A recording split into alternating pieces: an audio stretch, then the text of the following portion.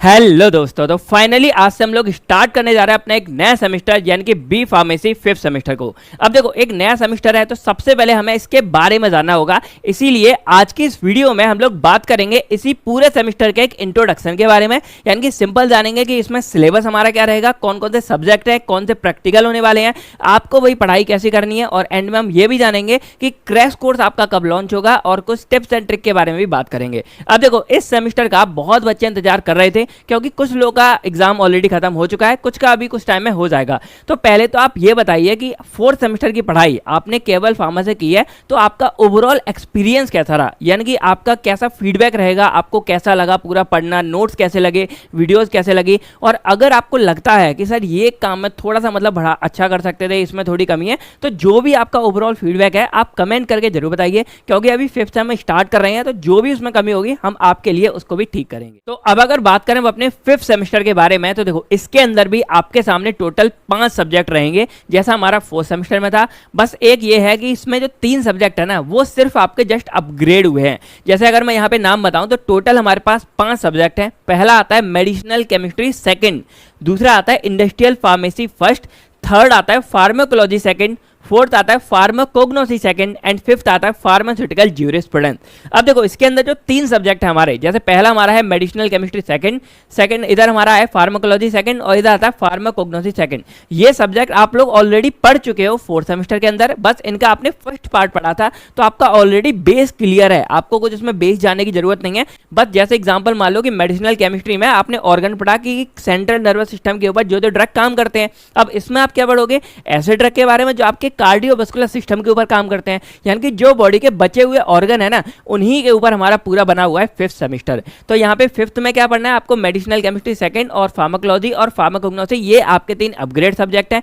2 subject आपके लिए यहाँ पे नए आने वाले हैं, जिसमें पहला हमारा आता है इंडस्ट्रियल फार्मेसी फर्स्ट और दूसरा आता है फार्मास्यूटिकल ज्यूरिस्प्रूडेंस। तो इस तरह टोटल आपके सामने 5 सब्जेक्ट आ जाते हैं। हम इस वीडियो में थोड़ा आगे हर एक सब्जेक्ट के बारे में भी थोड़ा थोड़ा बात करेंगे। अब यहाँ पे बात करें तो प्रैक्टिकल आपके सामने 3 सब्जेक्ट के होंगे। पहला आपके सामने होगा इंडस्ट्रियल फार्मेसी 1 का, दूसरा रहेगा फार्माकोलॉजी सेकंड का और थर्ड रहेगा फार्माकोग्नोसी सेकंड का। तो ये 3 सब्जेक्ट का आपको प्रैक्टिकल फाइल बनानी होगी। बाकी ये 2 सब्जेक्ट का नहीं बनाना है, तो जो आपका टाइम बचेगा वो आप इन सब्जेक्ट को और ज्यादा अच्छे से पढ़ने में दे सकते। अब अगर थोड़ा कंपेयर करते हुए देखें कि हमारा जो 4th सेमेस्टर था उससे ये थोड़ा टफ हो गया है या क्या कुछ चेंजेस देखने को मिलेगा, तो वैसे लगभग देखा जाए ना तो हमारा ये 4th सेमेस्टर की तरह सिमिलर है, यानी कि जैसा जैसा आपने 4th सेम में पढ़ा था आपको यही लगेगा कि सेम है। देखो 5 के 5 सब्जेक्ट हैं, 3 तो आपके जो सब्जेक्ट है वो बिल्कुल सेम ही हो गया। बस इतना है कि देखो सिलेबस यहाँ भी आपको लेंदी मिलेगा, टाइम मैनेज आपको करना पड़ेगा। अब देखो ये वाला सेमेस्टर तो बहुत छोटा कर दिया, 3 महीने के अंदर ही आपको बहुत कुछ झेलना पड़ गया, लेकिन इसमें आपको टाइम मिलेगा, लगभग 4 से 5 महीने आपको यहाँ मिल जाएंगे पूरे, क्योंकि दिसंबर लास्ट में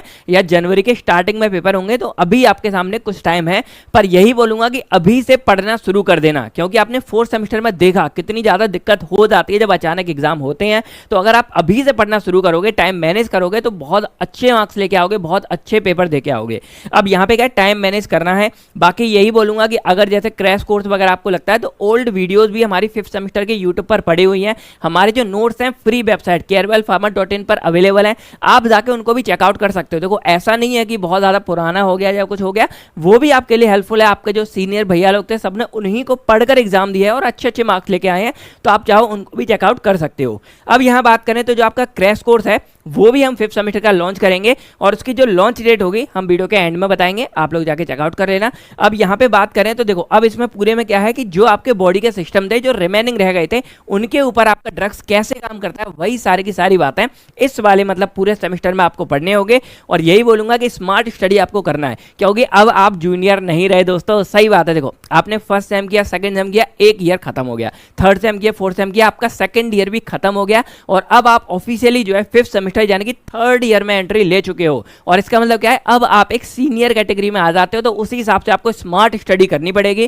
थोड़ा टाइम मैनेज करके, और अच्छे मार्क्स आपको लेके आने पड़ेंगे। चलिए तो अब हम जो है हर एक सब्जेक्ट के बारे में थोड़ा थोड़ा बात करेंगे, थोड़ा इंट्रो समझ लेंगे। बाकी जब सब्जेक्ट के बारे में डिटेल्स में हम बात करेंगे यूनिट 1 में, तब हम अच्छे से इनके बारे में बात ही करेंगे। तो हमारा पहला सब्जेक्ट आता है मेडिसिनल केमिस्ट्री सेकंड। अब इसके बारे में वैसे आपको ऑलरेडी पता है, 4th सेम में आपने पढ़ा था। सिंपल यहाँ पे क्या होता है कि जैसे कोई भी हमारा जो ड्रग्स होता है, जो दवाइयाँ वगैरह होती हैं, जैसे एस्पिरिन हो गया, गया, सैलिसिलिक एसिड हो गया, जो भी है उसके बारे में आपको थोड़ा डिटेल्स में बात करनी होती है। जैसे यहाँ पे देखा जाए तो मान लो कोई भी आपके सामने ड्रग्स होगा तो उसका स्ट्रक्चर आपको पढ़ना पड़ेगा, उसका केमिस्ट्री पढ़नी पड़ेगी, थेरेपेटिक वैल्यू की भाई क्या वो वैल्यू रखता है, कहाँ पे बनेगा। उसके बाद आपको इंपॉर्टेंट पढ़ना होता है उसका सार, यानी कि स्ट्रक्चर, एक्टिविटी, रिलेशनशिप, इसके बारे में बात करेंगे। बाकी आपको किसी भी ड्रग की सिंथेसिस की आखिर उसको हम बना कैसे नहीं है केमिकल लैब वगैरह में, उसके बाद उसका मैकेनिज्म क्या है कि बॉडी में अगर जाएगा तो वो काम कैसे करेगा, और उसके रियल लाइफ यूजेस क्या है, यानी कि कौन सी बीमारी में वो वाला ड्रग हमारा हेल्पफुल करेगा। यानी कि ओवरऑल देखा जाए तो मेडिसिनल केमिस्ट्री एक्चुअल में क्या, केमिस्ट्री बिहाइंड ड्रग्स, यानी कि किसी भी ड्रग के पीछे की केमिस्ट्री क्या है,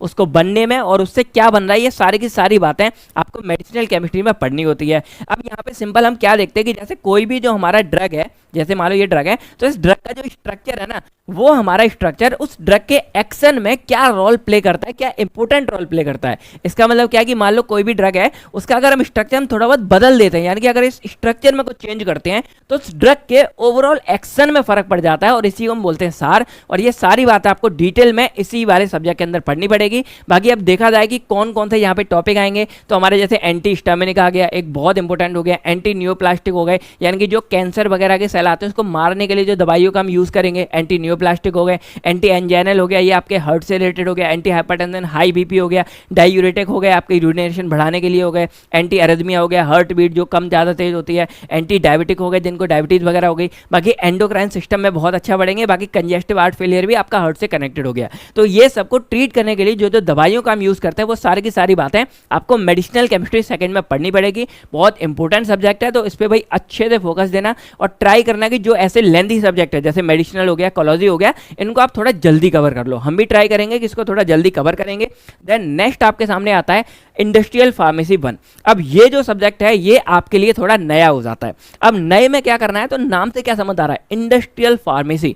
अब देखो आपको बताया कि आप लोग इतना पढ़ाई कर रहे हो तो आगे जाके क्या करोगे, किसी कंपनी वगैरह में लगोगे। तो जब इंडस्ट्री में जाओगे ना, तो उस जाने के बाद आपको जो फार्मेसी काम आएगी वो होगी आपकी इंडस्ट्रियल फार्मेसी। यानी कि ये वो फार्मेसी है जो आपकी इंडस्ट्री वगैरह में अप्लाई होती है। अब कैसे होती है, तो आप लोगों ने टैबलेट के बारे में पढ़ाएगी, लेकिन वो टैबलेट बनाई कैसे जाएगी, ये तो भाई इंडस्ट्री के अंदर ही बनाओगे। तो टैबलेट बनाओगे कैसे ना, वो सारी बात आपको पढ़नी पड़ेगी इस वाले सब्जेक्ट के अंदर। यानी कि इंडस्ट्रियल फार्मेसी वो सब्जेक्ट है जो हमको प्रैक्टिकल नॉलेज देगा कि भाई आखिर कोई दवाई जो बन रही है वो हमारी बनेगी कैसे, उसके लिए किसी भी ड्रग की कौन कौन सी प्रॉपर्टीज के बारे में पढ़ना है, कौन कौन से मेथड अप्लाई करने हैं, कौन सा इंस्ट्रूमेंट यूज करना है, ये सारी की सारी बातें आप इसी इंडस्ट्रियल फार्मेसी में पढ़ोगे। तो यहाँ पे आपको मैन्युफैक्चरिंग टेक्निक हो गया, कुछ कंडीशंस हो गई, कौन कौन सी प्रॉपर्टीज होंगी, ये सारी बातें पढ़नी पड़ेगी। अब इसमें एग्जाम्पल यानी कि कौन कौन सी यूनिट है, पहली आएगी प्री फॉर्मुलेशन स्टडी। यहाँ पे प्री कर लेना, मतलब सिंपल क्या है कि जो आप दवाइयाँ बनाने वाले हो, कोई टैबलेट ड्रग बनाने वाले हो, उससे पहले कौन कौन से एक प्री सेट तैयार करना है कंडीशन, वो यहाँ पढ़ोगे। टैबलेट कैप्सूल कैसे बनेगा, लिक्विड ओल यानी कि सिरप वगैरह, एलिक्सर वगैरह कैसे बनेगा,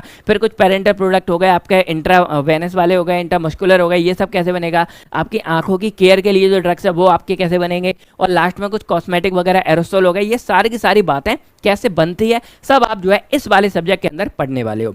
देन हमारे यहाँ पे थर्ड जो सब्जेक्ट आता है वो आता है फार्माकोलॉजी सेकंड। अब ये आपका जो है एज इट इज सेम है, यानी कि जो आपने फोर्थ सेम में पढ़ा था वही आपका यहाँ सेम मिलेगा। बस इसमें क्या है कि जो आपके बचे हुए सिस्टम है उनके ऊपर जो ड्रग सप्लाई होता है उनके बारे में पढ़ना है। और आपको पता है कि यहाँ पे क्या है, फार्माकोलॉजी आपको पढ़नी है। और फार्माकोलॉजी के अंदर क्या आता है, उसका इंट्रो आता है, मैकेनिज्म ऑफ एक्शन आता है, फार्माकोकाइनेटिक आता है, यानी कि ड्रग का ADMR जो हमारा आता है, फिर क्लासिफिकेशन आपको सबके बारे में पढ़नी पड़ेगी। फिर यहाँ पे एक नई चीज हमारी आएगी बायो एसे।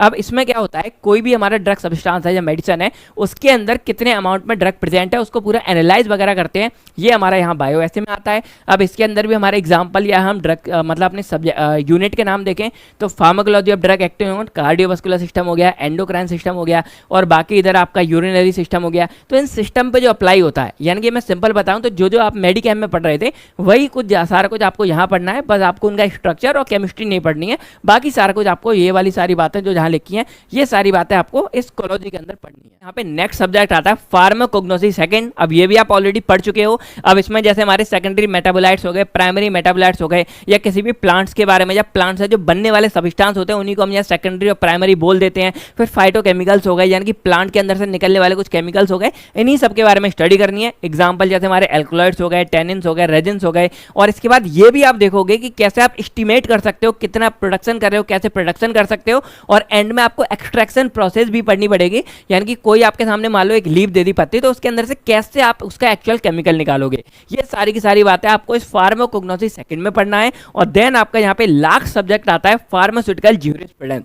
अब देखो आपको बताया कि हमारे देश में कानून व्यवस्था है, आपने लॉ मतलब सारे कोर्ट वगैरह सब देखे होंगे, तो वही एक तरह से मान लो कि हमारा फार्मास्यूटिकल ज्यूरिस्प्रूडेंस करता है। ज्यूरिस्प्रूडेंस आपने देखा होगा, तो यहाँ पे सिंपल क्या हो रहा है, लॉ ऑफ फार्मेसी, यानी कि आपकी फार्मेसी के अंदर कौन कौन से कानून हैं, कौन कौन से लॉ चल रहे हैं, कौन से रूल रेगुलेशन चल रहे हैं, वो सारी की सारी बातें आपको इस वाले सब्जेक्ट के अंदर पढ़ना पड़ेगा। यानी कि अगर मैं सिंपल बोलूँ ना भाई, 5th सेमेस्टर बहुत इंटरेस्टिंग सेमेस्टर है। आपको देखो कितनी सारी नई बातें पता चल रही हैं। जैसे इंडस्ट्रियल में क्या है कि आप लोग टैबलेट बनाते कैसे ये सीखोगे, और प्रैक्टिकल में जाके आप टैबलेट बनाकर भी आओगे, यानी कि आपको टैबलेट बनाने का भी मौका मिलेगा, कैप्सूल भी आप बना के आओगे। तो थोड़ा इंटरेस्टिंग हो गया ना, मजे आने वाले सब्जेक्ट है। तो वही है, यहाँ पे आपको टोटल लॉ पता चलेंगे कि आखिर हमारी फार्मेसी चलती कैसे है, फार्मेसी के कानून कैसे हैं। आपको अगर अपना मेडिकल स्टोर खोलना है कैसे खोलोगे, अगर आपको कंपनी ओपन करनी है कैसे करोगे, ये सारी बेसिक प्रैक्टिकल बातें आपको इस वाले सेमेस्टर यानी कि इस वाले सब्जेक्ट में पता चलेगा। अब एग्जाम्पल इसमें जैसे पहला हमारा यूनिटी याद आएगी, पहली दूसरी ड्रग एंड कॉस्मेटिक एक्ट, जो एक बहुत बड़ा एक्ट है, बहुत बड़ा लॉ है, जिसके तहत हमारी आधी फार्मेसी चल रही है।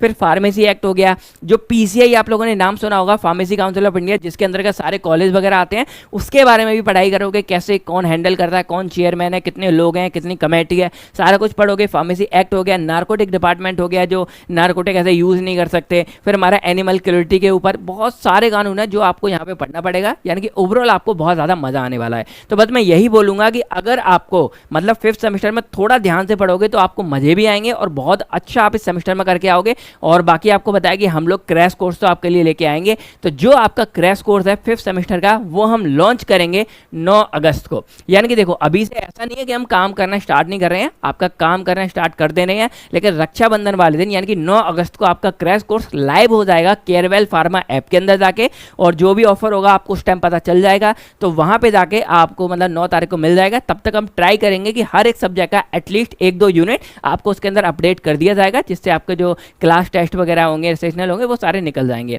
बाकी यही बोलेंगे कि भाई इस सेमेस्टर के लिए बी फास्ट एंड इफेक्टिव, यानी कि आपको थोड़ा फास्ट भी रहना है और इफेक्टिव रहना है, यानी कि असरदार रहना है और स्मार्ट स्टडी करनी है। टाइम को मैनेज करते हुए आपको सभी सब्जेक्ट को कवर करना है। बाकी हम भी ट्राई करेंगे स्मार्ट स्टडी करें और आपको टाइम से जो है सिलेबस वगैरह प्रोवाइड करें।